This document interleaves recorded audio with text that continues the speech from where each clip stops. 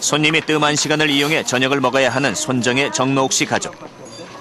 가게 사정상 아직까지 식사 시간은 불규칙하지만 배달 음식 대신 직접 밥을 해 균형적인 식단을 마련한 것은 이들 가족에게 생긴 가장 큰 변화다. 신선한 채소와 5색까지 나물 반찬들이 인스턴트 식품과 고지방 음식을 대신하고 있다.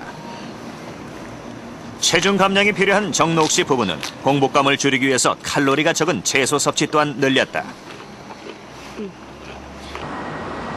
당뇨 관리 프로젝트 3주째. 참가자를 대상으로 중간 점검이 실시됐다. 원용섭 씨는 약을 끊은 후에도 공복 혈당이 대부분 120 미만으로 혈당 조절이 양호했다. 반면 한규식 씨는 혈당 조절에 문제가 지적됐다. 공복 혈당이 130에서 200을 오가고 식후 2시간 혈당 역시 200에서 400 사이였다. 운동과 식이요법을 새롭게 시작했지만 좀처럼 떨어지지 않는 혈당. 원인은 스트레스였다.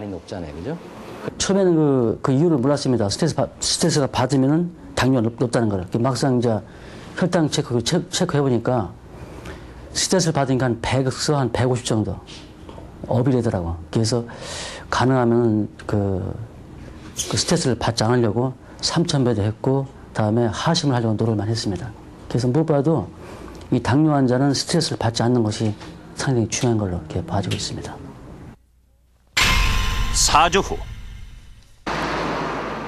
출장 중에 만난 한규식 씨.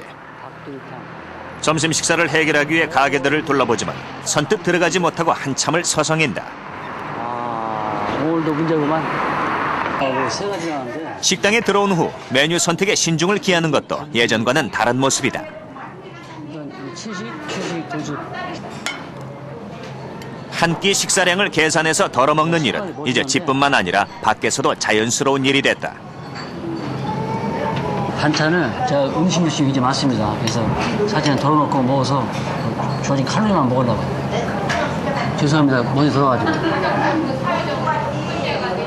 초면에 당뇨를 밝히고 양해를 구하는 일이 쉽진 않지만 실천한 후에는 스트레스도 덜 받고 밖에서 식사하는 일도 수월해졌다. 휴일 아침 한규식 씨가 일어나자마자 자가 혈당기로 혈당부터 체크한다. 하루 3번에서 많게는 5번. 규칙적인 혈당 체크는 혈당 수치에도 큰 변화를 가져왔다. 양호합니다.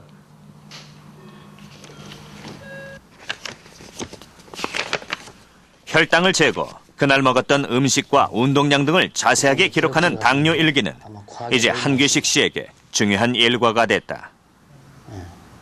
이런 경우가 이제 이 비율을 쓴 거하고 앞에 혈당차하고 상당히 밀접한 관계가 있기 때문에 앞으로는 이것을 참조하면서 아마 생활하면은 아마 당뇨를 좀 다소 잡는데 큰 보탬이 될 것 같아가지고 가능하면 이 비율 안에 많은 걸 쓰고 있습니다.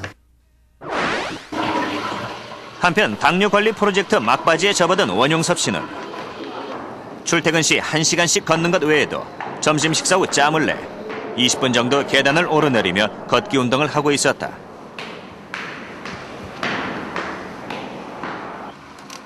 (2kg을) 감량한 원용섭 씨의 허리 둘레는 눈에 띄게 줄어든 상태다. 이게 한 달 전에 산 옷이에요.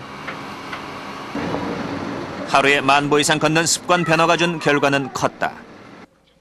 운동과 식이요법의 과감한 개선. 원용섭 씨는 그 변화를 꾸준한 혈당 체크로 확인하고 있었다. 6주 차에 접어든 손정의 정노옥 부부 역시 불규칙한 생활 습관을 바꾸기 위해서 꾸준히 노력하고 있었다.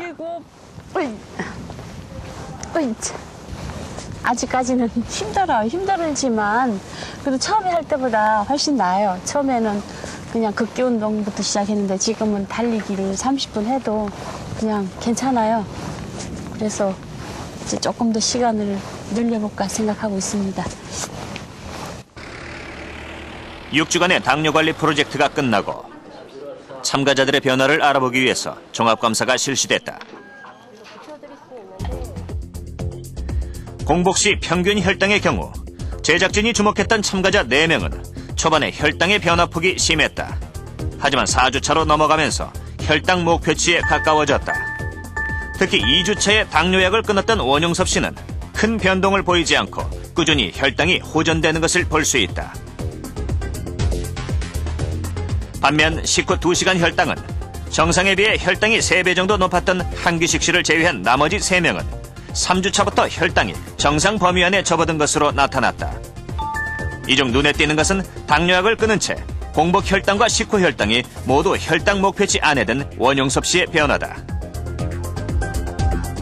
생활습관의 과감한 개선과 식사요법, 운동요법이 적극적으로 실천됐고 또 동시에 약물요법이 적절하게 아마 동반이 되었습니다.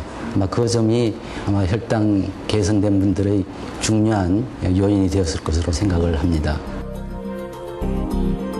실험에 참가한 7명의 2주간 평균 혈당을 알아보는 프록토사민 검사에서도 1명을 제외하고는 모두 혈당이 크게 감소했다.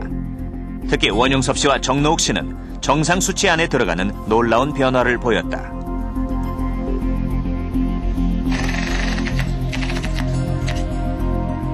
또한 6주 후 참가자들에게는 혈당의 변화 외에도 비만도를 나타내는 체질량 지수가 감소된 것으로 나타났다.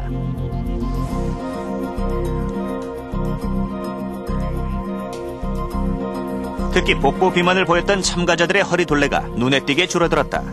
손정혜, 정노욱 씨 부부가 각각 6cm씩, 원용섭 씨는 4cm나 줄어드는 변화를 보였다.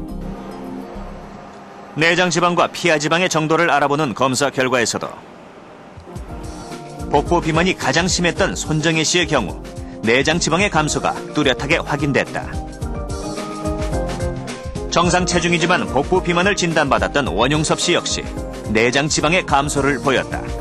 이번 저희 그 프로그램에서는 약물 복용을 하던 분이 약물을 중단한 이후에도 혈당 조절이 상당히 양호하게 지속되는 것을 관찰했습니다.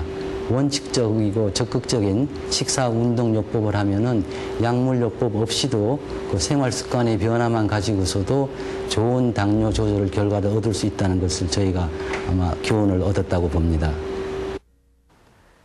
당뇨관리 6주 프로젝트에 이어 다음 이 시간부터는 KBS 대기획 당뇨와의 전쟁, 당뇨 투병기를 방송합니다. 당뇨병을 앓고 있는 각 환자들의 사례를 통해서 당뇨의 위험성과 관리법에 대해서 보다 구체적으로 알아볼 텐데요.